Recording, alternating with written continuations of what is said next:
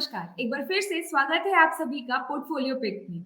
हमारे इस शो में हम आपको देते हैं कुछ ऐसे स्टॉक्स की लिस्ट जिनको अपने पोर्टफोलियो में ऐड करके आप कमा सकते हैं बहुत सारा मुनाफा। चलिए ज़्यादा समय वेस्ट नहीं करते हैं और जुड़ते हैं हमारे आज के गेस्ट पंकज आंदर जी से। सर नमस्कार। Thank you for inviting me, Ayushi. Thank you. Sir thank you for coming on the show sir. Sir आज आप कौन सा स्टॉक लेकर के आए हैं हमारे दर्शकों के लिए? आज की जो पोर्टफोलियो पिक रहेगी अपनी वो एक जो सेक्टर है और जो कंपनी है दोनों भी एक मिसलेनियस टाइप की इंडस्ट्री से बिलोंग करते हैं और स्टॉक का नाम मैं पहले ही बता देता हूँ। स्टॉक का नाम है Tega industries, TEGA, Tega industries. एक साल पहले इसका आईपीओ आया हुआ था और जब से हम लोग इसको मॉनिटर कर रहे हैं 397 की लो से 768 का इसने टॉप दिया हुआ है। एंड अभी इसकी जो करंट मार्केट प्राइस जो चल रही है वो करीब करीब 613 के आसपास चल रही है। चूंकि अभी मार्केट क्लोज हो चुका है तो 610 की हम लोग इसके अंदर बाइंग कंसिडर करके चलते हैं। और इसके ऊपर मैं अपना थोड़ा सा टेक्निकल व्यू देना चाहूंगा। फंडामेंटल्स की बात सिर्फ होगी एक डिस्कशन के तौर के ऊपर, लेकिन जो स्टॉक हम लोग चुनते हैं बीइंग अ टेक्निकल एनालिस्ट, मैं टेक्निकल्स पे ही ज्यादा बिलीव करता हूं और चार्ट्स के ऊपर से ही मेरा जो आज का रिकमेंडेशन रहेगा वो टेगा इंडस्ट्रीज के साथ में रहेगा। टेगा इंडस्ट्रीज चुनने के लिए सबसे इम्पोर्टेंट चीज ये है कि डेली चार्ट्स के ऊपर भी अगर ये थोड़ा सा मामूली क्रैकडाउन दिखा है, आज 2% के आसपास का डाउनसाइड देखने मिला है, पर मुझे लगता है कि on a daily chart basis और वीकली चार्ट्स के ऊपर ये एक अच्छे खासे मूव्स के साथ में स्टॉक रेडी हुआ है अपवर्ड मूव के लिए।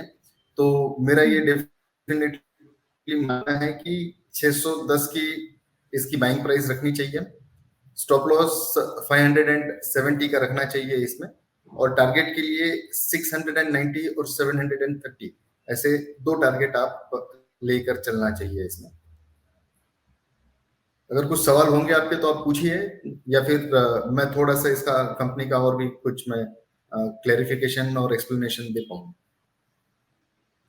Yes sir. सर आपने भी बताया कि फंडामेंटल्स पे थोड़ा सा डिस्कशन होगा सर। जरा वो कंटिन्यू करिए ना सर, बेसिक फंडामेंटल्स एक बार बता दीजिए। जी जी जी। आयुषी जी, ये जो कंपनी है बेसिकली काफी बड़ी कंपनी है। मार्केट कैप जो है इसका 4000 प्लस करोड़ का है और स्टॉक अपने बहुत रिजनेबल पी के ऊपर ट्रेड कर रहा है जो 28.8 के आसपास का है। एंड जैसे कि मैंने इसके हाई लो शुरू में ही दिखाए थे इसके, और इसकी फेस वैल्यू अभी 10 रुपए की ही है। एक ही साल हुआ है अभी तक लॉन्च होकर, 1 साल 4 दिन 5 ही दिन का समय बीता हुआ है। पर टेगा इंडस्ट्रीज के बारे में इससे ज्यादा अगर हम लोग बात करेंगे तो ये मैन्युफैक्चरर और distributor of specialized critical and recurring consumable products, जो ग्लोबल माइनिंग की जो बेनिफिशियंस होती है माइनिंग के लिए, जो सॉलिड बल्क मतलब जो बल्क सॉलिड्स लगते हैं उसका एक प्रोडक्शन और डिस्ट्रीब्यूशन का काम है इनका। एंड सबसे इम्पोर्टेंट जो है कि ये दुनिया की सेकेंड लार्जेस्ट प्रोड्यूसर है पॉलीमर बेस्ड मिल लाइनर्स के। तो ये इसकी खासियत है। अगर हम लोग थोड़ा सा आगे चलकर इसके अंदर देखते हैं कि कंपनी जो है कि काफी अच्छे और काफी हेल्दी प्रॉफिट डिलीवर की है, जो कि 218% के CAGR के साथ में पिछले 5 साल का कॉन्जिक्यूटिव इसका रिटर्न दिया हुआ है। और इसके अंदर सिर्फ एक ही बात थोड़ा सा कंसर्न आती है कि जो हम लोग प्रोज एंड कॉन्स की जब बात करते हैं तो ये अभी डिविडेंड रेट इतनी पक्की हुई नहीं है, अभी कोई डिविडेंड की न्यूज नहीं है, तो थोड़ा सा वो एक इन्वेस्टर्स को कंसर्न रहता है कि डिविडेंड रेगुलरली पे करने वाली अगर कंपनी होती है तो थोड़ा सा ज्यादा मूवमेंट होता है। लेकिन टेक्निकली ये स्टॉक काफी पसंद आ रहा है मेरे को। कंपनी दिख तो बहुत बढ़िया रही है, लेकिन इसके पीयर कंपैरिजन के बारे में सर आपका क्या मानना है सर? कैसे क्या देखिए, है? ये पेयर कंपैरिजन की अगर हम लोग बात करेंगे तो हम्म, एमसीएक्स के साथ में या कैंप सर्विसेज के साथ में, सीडीएसएल के साथ में, गुजरात गैस के साथ में, हम्म, हम्म, इन सारी कंपनीज के साथ में इनका पीर कंपैरिजन हो सकता है।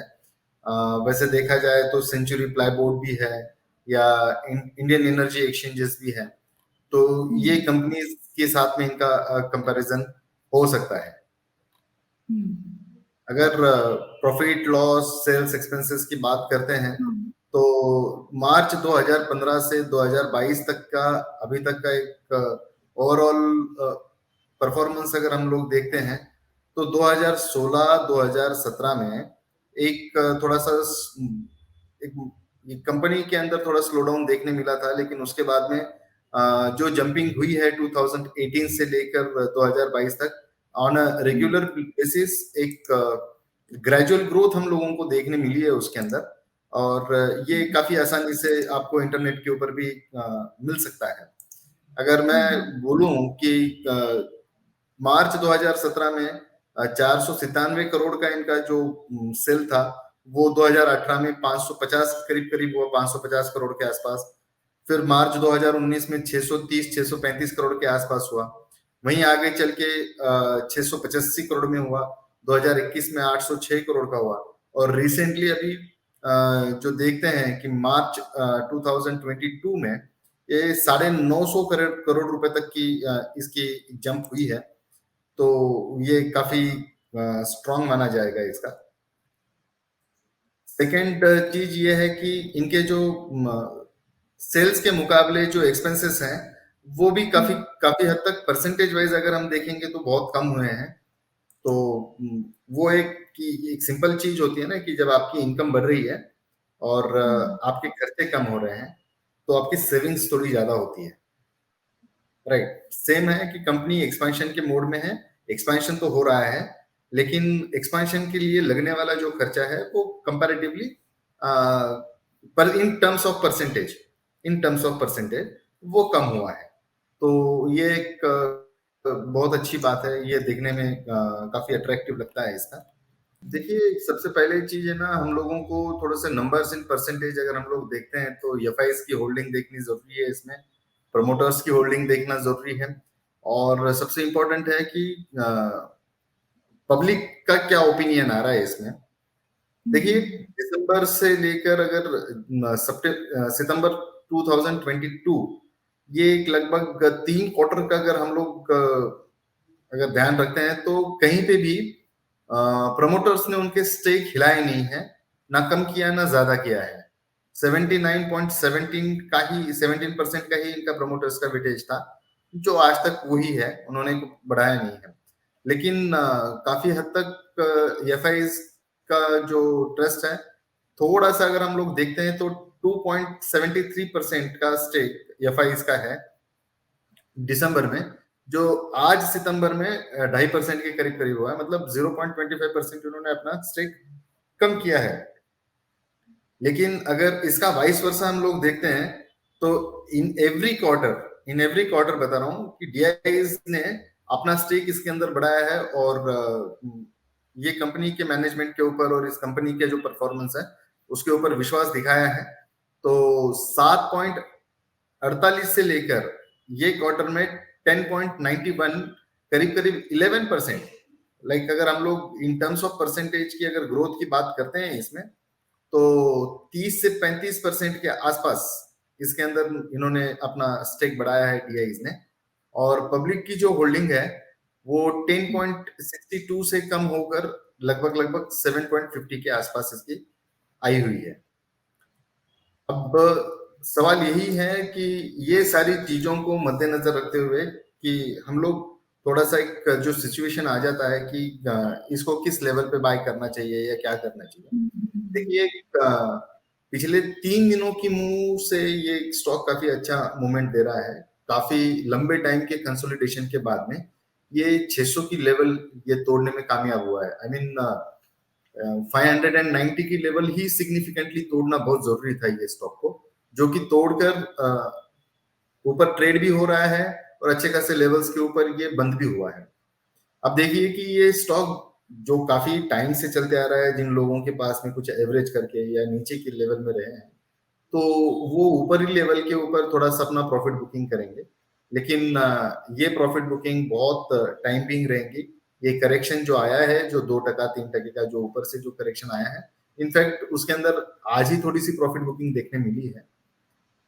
हो सकता है कि कल ओपनिंग ट्रेड्स के अंदर थोड़ी सी और प्रॉफिट बुकिंग इसमें देखने मिले, तो 608 610 की रेंज में हम इसको बाइंग करेंगे। मैंने शुरू में ही आपको बताया कि 570 का इसका एक्सटेंडेड स्टॉप लॉस रखिए, या फिर स्टैगर्ड डे के अंदर 590 तक इसको एक्यूमुलेट करिए, क्यों तो 590 का एक अच्छा खासा बेस बन चुका है इसका। 690 और 730 ऐसे दो टारगेट के लिए टेगा इंडस्ट्री को पोर्टफोलियो के अंदर रखना है। सर काफ़ी अच्छी एनालिसिस आपने दी है। Sir thank you so much हमारे शो पे आने के लिए और हम लोगों को एक इतना अच्छा स्टॉक देने के लिए sir. Thank you so much sir.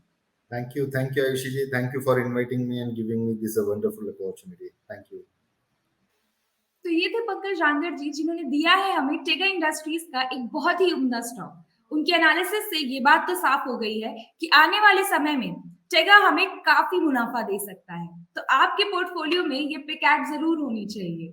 मिलते हैं हम आपसे पोर्टफोलियो पिक के अगले सेगमेंट में, तब तक के लिए धन्यवाद।